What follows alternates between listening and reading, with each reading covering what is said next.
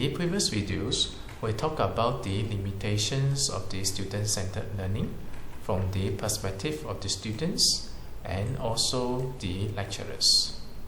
In general, the student-centered learning consumes more time than the conventional teacher-centered learning. In terms of the amount of knowledge and information gained by the students, sometimes it is not worth the effort and time invested over the limited knowledge and information gained by the students. When the students are assigned with larger responsibility for their own learning, especially when the students need to explore into the areas which is not known, this leads to a certain level of anxiety. Because of this, the students are more comfortable with the conventional teacher-centered learning.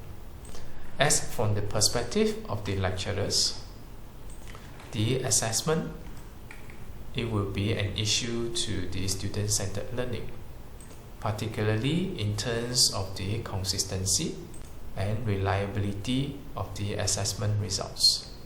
I would say at the moment, we know the concept of student-centered learning.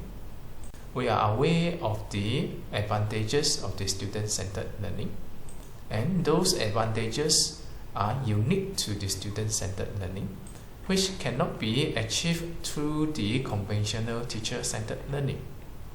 And those unique advantages of the student-centered learning is equally important to the technical knowledge that the students are supposed to learn in the higher learning institutions, especially the transferable skills. This is another important aspect that the employer in the industry looking for among the graduates, so that they can perform well in the working environment. Nevertheless, the student-centered learning at current stage is still not well accepted by the general academicians. Conceptually, we know it is good, but there are a lot of problems when it comes to the practical aspects. And on this basis, I would say that the student-centered learning currently is not well established, which it is not simplified enough and optimized enough to be incorporated within the academic field. There is no doubt there are advantages of the student-centered learning, just that when it comes to the implementations, there are still many challenges to be overcome. Because of this, at the current stage, I do not see the student-centered learning can fully substitute the teacher-centered learning. Personally, I am more embraced towards a mixed mode between the teacher-centered learning and the student-centered learning for a typical course under the engineering program. You will need the teacher-centered learning to ensure the quality of the learning, covering the entire syllabus of the course, which at the same time, you will also need the student-centered learning for the students to build up the relevant transferable skills.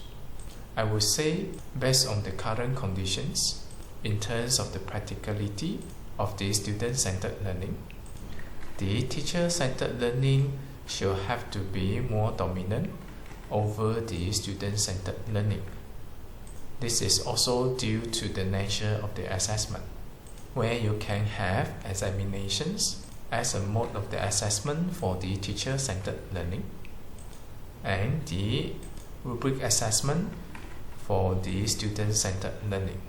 Having a good mixture of teacher-centered learning and the student-centered learning will ensure that the students will have been equipped with both the technical knowledge and the relevant skills. Now let us proceed with the discussions from the perspective of the institutions regarding the risks, problems, and the commitment that can be done over the student-centered learning. First of all, the institutions or the faculties might need to change the mentality and the educational philosophy when it comes to the student-centered learning.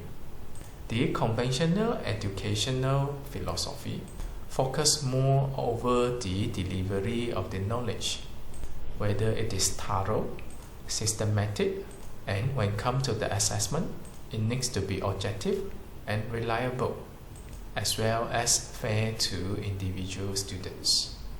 However, when it comes to the student-centered learning, the conventional assessment method like tests and examinations may not be appropriate. Now, the focus of the educations is not the transfer of the knowledge and also the informations. It should be towards the ability of the students to learn knowledge, to search for informations, to digest the knowledge, to synthesize, and to formulate knowledge. This is significant difference on the knowledge part. This will require the students to carry more responsibility in the learning, and they will have to expand from there by themselves, instead of being extensively guided by the lecturers. This will be the greatest challenge by the institutions or the faculty to change the general perceptions and the mentalities of the lecturers and the students over the focus of the educations. Now, the focus is not what we teach, it shall be more towards what the students learn. And when it comes to what students learn, although the students are given responsibility to whatever that they need to learn, there will be another challenge to ensure the students to learn adequately as per what is designed and stipulated or tailor-made to the students. You allow the students learn in the mode of open-ended, but the quality of the learnings and the content shall theoretically not be compromised. At the end of the day, you are expecting the students to learn an equivalent amount of the knowledge as per the conventional method. But what makes the difference between the conventional and the new education method? It will be the ability of the students to initiate their own learning. Next is about the quality of the staff. The institutions will need to train their staff to have the ability to conduct the student-centered learning, which, based on my personal observations, this has not been done adequately. It is not that the institutions do not provide sufficient training to the staff to carry out the student-centered learning. The focus of the trainings are introducing the student-centered learning instead of helping the lecturers to work out the mechanism to effectively conduct the student-centered learning. Having the knowledge about the concept of student-centered learning is different from having the ability to really carry out the student-centered learning. And this has not been properly executed by most of the institutions. Even though the institutions strongly encourage the staff to adopt the student-centered learning, however, the entire facilities and the education's philosophy may not support those, especially when the assessment is still rigidly defined as the final examinations, as the ultimate reference in order to determine the levels of achievement of the students. This really requires courage by the institutions to totally get rid of the examinations. So far, based on my personal observations, there are once a while some courses are without examinations, totally project-based. However, I don't see the entire program to have the courage to totally eliminate the examinations. There is a reason for that. If we totally eliminate the examinations, based on the current mode of the assessment, we cannot totally eliminate the subjectivities in terms of the assessment, especially when it comes to the individual monitoring of different students. Unless we are in the area of advanced technology, having the ability to acquire extensive data from the students, such as big data, in order to monitor the general performance of the students. Based on the current technology as well as the information management system available in most of the institutions, it would be very tedious to monitor the performance of the student individually under the student-centered learning. Even so, it doesn't mean that this is not achievable. Based on the current technology, normally we will monitor the students' performance by groups. But the fundamentals of the student-centered learning shall be individual. In order to ensure this throughout the entire program, you will have to make sure the students are not staying in their original groups from the first year to the final years. Every semester and every course, the students will have to work with different persons in the group in order to yield the individual assessment result as a whole after completing the program. This is achievable at the current stage. Now the question here is, how do you regulate this? From the perspective of the institutions, it is easy to manage course by course, lecturer by lecturer. It requires a lot of efforts to streamline everything throughout the entire program and monitor each individual system among different lecturers. That will be another challenge. Another problem with the student-centered learning, it will be the amount of work preparations done by the lecturer and also the levels of monitoring done by the lecturers, especially when you need to monitor the performance of the students individually. This will require more lecturers and instructors to be involved in one course. A typical institutions do not have the luxury and not willing to invest more lecturers in the classroom at the same time. Sometimes the instructor may not always be the lecturer. It can be the graduate assistants, who are the graduate students assisting the course lecturer in monitoring and facilitating the process of the learning under the student-centered learning. This is also achievable, but at the end of the day, you will still need more than one instructors to adequately monitor and ensure the quality of the learning through the student-centered learning. My personal observations, we will have more instructors or facilitators when it comes to the integrated design projects or final year projects. This allows us to monitor in depth the performance and the progress of the individual students. Next challenge by the institutions is to provide flexible classroom space for the lecturers to carry out the student-centered learning. The classroom arrangement will be very much different from what we have seen in the conventional classroom, where you have tables and chairs heading toward one directions in the directions of the whiteboard. This is more suitable for the conventional teacher-centered learning. Now, when it comes to the student-centered learning, we are encouraging group discussions. The arrangements of the table shall change. Not centralized towards the whiteboard, it will be more towards different groups of students.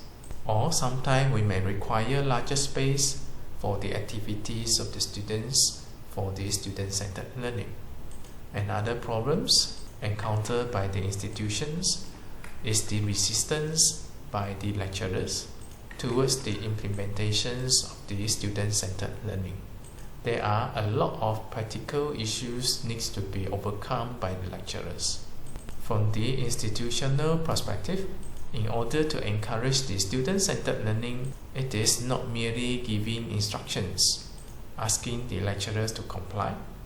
You will need to provide sufficient facility and also provide flexibility to the lecturers, allowing them to apply the student-centered learning freely. Otherwise, why would the lecturer willing to put so much effort onto something that they are skeptical of? as there are so many limitations, and this requires the commitment of the institutions in terms of the resources and manpowers to be invested onto this. And very often the institutions will have to consider the operations efficiency as a part of the considerations from the sustainable aspect. This really requires courage for the institutions to really venture into the student-centered learning in delivering the educations and the programs. This is totally understandable. Now, in order to reduce the burden of the institutions trying to push for the student-centered learning, I feel it is more practical for us to adopt student-centered learning as a mixed mode, topping up from the conventional teacher-centered learning. Don't be too hasty trying to convert the teacher-centered learning totally into the student-centered learning. Otherwise, at the same time you are amplifying the advantages of the student-centered learning, you are also amplifying the weaknesses of the student-centered learning, which these weaknesses can actually be overcome by the conventional teacher-centered learning. So, a good mixture of teacher-centered learning and the student-centered learning shall be appropriate. Now, in terms of the weightage, personally, I would say that teacher-centered learning shall carry a larger portion, let's say 70%, while the rest 30% it will be the student-centered learning. This is very much dependent on the purpose and the things that you require from the students. You may have larger portions of the student-centered learning. That means you want to pay more attention in building up their transferable skills. Now, whether it is effective or not, the decisive criteria is not the time that you invested on the student-centered learning. Your effort may wane into vain if the student-centered learning is not properly executed. So if you really want to pay more emphasis on the student-centered learning, you should look into how effective in terms of the delivery and building up the relevant skills together with the technical knowledge as required by the students.